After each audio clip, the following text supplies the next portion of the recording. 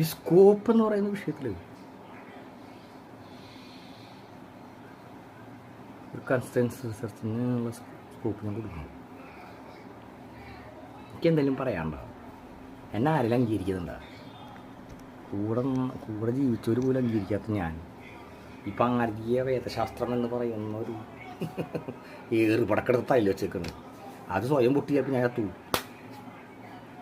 ഞാൻ ആരൊക്കെ മറികടക്കണമെന്ന് വെച്ച് കഴിഞ്ഞാൽ ശ്രീബുദ്ധൻ, ശങ്കരാചാര്യർ തുടങ്ങിയിട്ടുള്ള മഹത്താചാര്യന്മാരെയും ശ്രീനാരായണ ഗുരുവിനെയും ഇന്നുള്ള സർവ ആചാരങ്ങളെയും അനുഷ്ഠാനങ്ങളുടെയും ചിന്തകളെയും ഭക്തിവിശ്വാസത്തെയും അതുപോലെ തന്നെ ഫിലോസഫിക്കൽ തോട്ട് ചിന്തകൾ ഇന്നത്തെ വേദാന്ത സങ്കല്പത്തെയൊക്കെ എതിർത്തിട്ടു. ഇതല്ല വേദശാസ്ത്രം എന്ന് പറയാനുള്ള എന്തെങ്കിലും എൻ്റെ കയ്യിലുണ്ടെങ്കിൽ മാത്രമേ എനിക്ക് ഭൂമിയിൽ ഉള്ളൂ ഈ കാര്യം പറയും. കാരണം ഞാൻ ഇതിൻ്റെ ഞാൻ ഇതൊന്നും പഠിച്ചിട്ടൊന്നുമില്ല എന്നാണ്. എനിക്ക് വേദം അറിയില്ല, വേദാന്തം അറിയില്ല, ഒരു മണ്ണാങ്കട്ടി അറിയില്ല. അറിയാവുന്നത് തന്ത്രം പൂജ അന്നത്തിന് വേണ്ടി ഉണ്ടാക്കിയതാണ്. അപ്പോഴാണ് ഈ പറയുന്ന കുരുകൂട്ടി വിളിച്ചപ്പോൾ സാധനം വന്നാണ് പ്രശ്നമായത്. അല്ലെങ്കിൽ വിഷയമില്ല, അങ്ങനെ പോയാൽ വേണ്ടി. ഇപ്പം എന്താ വെച്ച് കഴിഞ്ഞാൽ സാധനം വന്ന് ബ്രഹ്മർഷികൾ വന്നിട്ട് നമ്മൾക്ക് ഈ വേദാന്തങ്ങളൊന്നും നടത്തി തന്നപ്പോൾ എന്താ ഉണ്ടായെന്ന് കഴിഞ്ഞാൽ ഇതിൽ നിന്നും മറികടന്നൊരു ചിന്ത. ഞാൻ ഈ പറയുന്ന കൃതികളിൽ നിന്ന് ഇതുവരെയുള്ള കൃതികൾ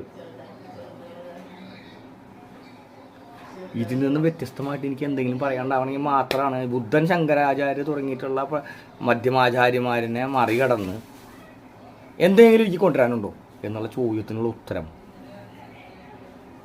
ഞാൻ കൊടുത്താൽ മാത്രമേ ഭാരതീയ വേദശാസ്ത്രത്തിൻ്റെ ഗവേഷകൻ എന്ന നിലയ്ക്ക് ഞാൻ അവകാശമാകൂ.